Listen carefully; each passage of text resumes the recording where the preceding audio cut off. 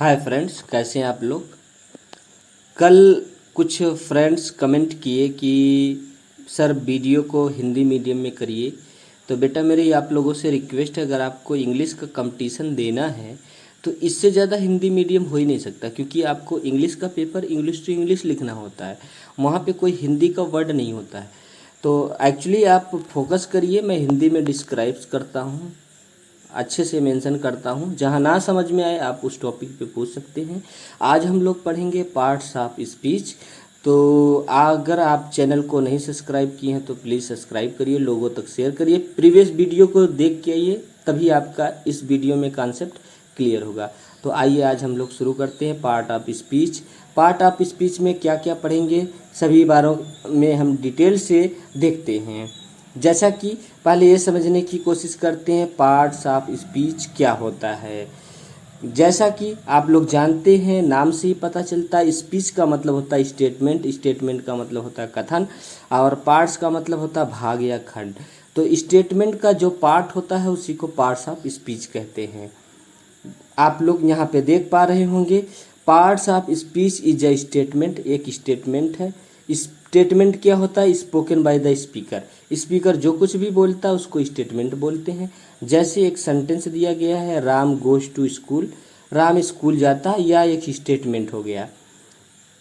इस सेंटेंस में अगर हम देखें तो this statement has two part. इस सेंटेंस में जो यह स्टेटमेंट है इसके दो भाग हैं, एक होगा स्पीकर, दूसरा होगा लिसनर।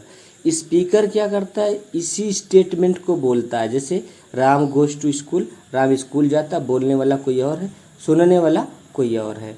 ऐसे सेंटेंस को जो सुनता है उसको लिसनर, जो बोलता है उसको स्पीकर का नाम दिया गया है। अब आपसे पूछा गया है कि स्पीकर क्या है? One who speak the statement, यानी जो स्टेटमेंट को बोलता है। ये लाइन बहुत इंपॉर्टेंट है, one who speak the statement, जो स्टेटमेंट को बोलता है। लिसनर क्या होता है? One who listen the statement, जो स्टेटमेंट को क्या है? सुनता है। तो आई होप आप समझ गए होंगे कि लिसनर कौन होता है, स्पीकर कौन होता है स्टेटमेंट में। अब आगे हम लोग देखते हैं कि listener and speaker both are absent in it, यानी ये जो वाक्य लिखा है राम गोज टू स्कूल, इसमें लिसनर भी एब्सेंट है और स्पीकर भी एब्सेंट है। इसका मतलब कि बात कही गई, राम जो है ये कोई थर्ड पर्सन है। राम के बारे में जो जिक्र किया गया है वो ना तो स्पीकर है ना तो लिसनर है, ऐसे पर्सन को बोला जाता है थर्ड पर्सन। तो इसका मतलब क्या है? वही मेंशन किया गया, Ram is third person. Ram क्या है? थर्ड पर्सन है। दैट इज नाइदर लिसनर नार स्पीकर, जो कि ना तो लिसनर है ना ही क्या है? स्पीकर है। तो आई होप आप समझ रहे होंगे। तो देखिए इसमें फिर क्या बोला है? It comprises. इट कंप्राइजेस का मतलब ये जो आपका पार्ट्स ऑफ स्पीच है, पार्ट्स ऑफ स्पीच में क्या क्या पार्ट्स होते हैं उसकी बात कर रहा है। इट कंप्राइजेस, इसमें क्या क्या होता है? नाउन होता है, प्रोनाउन होता है, एडजेक्टिव होता है, एडवर्ब होता है, वर्ब होता है, प्रीपोजिशन होता है, कंजक्शन होता है, इंटरजेक्शन होता है। ये सभी को मिला के हम बोलते हैं कि पार्ट्स ऑफ स्पीच। जैसे हम देखें, इसमें राम नाउन है, गो जो वर्ब है, टू प्रीपोजिशन है, स्कूल नाउन है, ठीक है। ऐसे पूरे पार्ट्स को मिला के बोलते हैं स्टेटमेंट। तो आई होप आप क्लियरली समझ गए होंगे कि जो स्पीकर है स्टेटमेंट है। फ्रेंड्स अब देखते हैं नाउन क्या होता है। जैसा कि नाम से बोला गया, noun is the name of a person. किसी पर्सन का नाम हो सकता है, प्लेस का नाम हो सकता है, किसी थिंग का नाम हो सकता है, क्वालिटी का नाम हो सकता है, एनिमल का नाम हो सकता है, नॉन लिविंग थिंग्स या ऑब्जेक्ट हो सकता है। नॉन लिविंग थिंग्स से मतलब निर्जीव, ठीक। अब इसी की दूसरी डिफिनेशन लिखी गई है कि noun refers the name of something. किसी भी वस्तु के नाम को ही नाउन कहते हैं, यानी नाउन इक्वल टू नेम। फिर इसी की तीसरी डिफिनेशन लिखी गई है, बहुत इजी डिफिनेशन है, नेमिंग वर्ड्स आर नाउन। जो नाम वाले शब्द हैं उन्हीं को नाउन कहते हैं। अगर आपको इतना सब याद करने में प्रॉब्लम होता है तो आप सिंपल से एक फार्मूला याद करिए, नाउन इक्वल टू नेम। किसी का भी नाम होगा that is noun in English, ठीक है। आगे देखते हैं, कि नेम ऑफ पर्सन्स क्या होते हैं। जैसे बोला है नेम ऑफ पर्सन, पर्सन्स का नाम चाहे इंग्लिश में हो, मैक्स हो सकता है, मेरिया हो सकता है, रवि हो सकता है, राधा हो सकता है, जफर हो सकता है। ऐसे जो पर्सन के नाम हैं, नेम ऑफ प्लेस में गांव का नाम हो सकता है, टाउन का नाम हो सकता है, सिटीज़ का नाम हो सकता है, डिस्ट्रिक्ट का हो सकता है, स्टेट का हो सकता है, कंट्री का हो सकता है। एग्जाम्पल के तौर पे दिल्ली हो गया, भोपाल हो गया, यूपी हो गया, बिहार हो गया, इंडिया हो गया, ये सब नाम है। नाम है तो नाउन है। आगे बोल रहा है कि नेम ऑफ थिंग्स, थिंग्स में क्या बोला, किसी भी वस्तु का नाम नाउन होगा। जैसे कि स्पाइस, मसाला भी हो गया, ऑयल भी हो गया, मटेरियल हो सकता है, लकड़ी हो सकता है, मिनरल हो सकता है, मेटल हो सकता है, सब्सटेंस हो सकता है।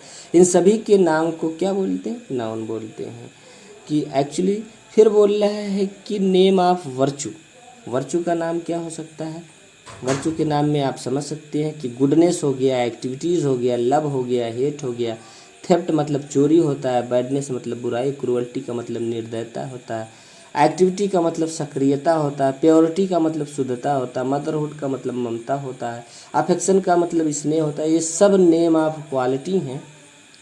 नेम ऑफ वर्चू है, वर्चू का मतलब ही होता है क्वालिटी। ठीक। और आगे दिया है none living objects. None living objects में आप कह रहे होंगे कि जितने भी मटेरियल हैं, मेटल हैं, ये सब भी तो नन लिविंग ऑब्जेक्ट्स हैं। जी हाँ, सब्सटेंस हो गया, मेटल हो गया, मिनरल हो गया, वुड हो गया, मटेरियल, ये सब नन लिविंग ऑब्जेक्ट्स हैं।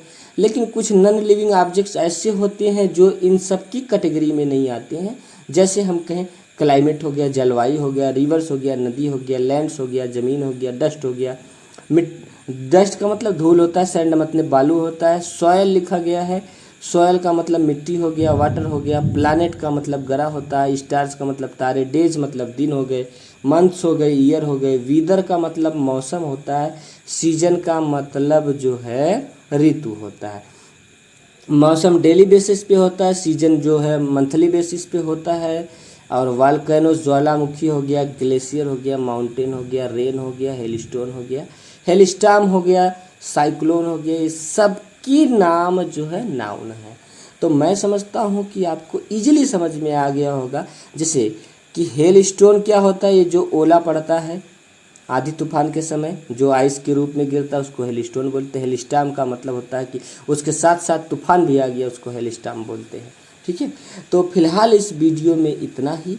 अगले वीडियो में हम देखते हैं kinds of noun and it's description.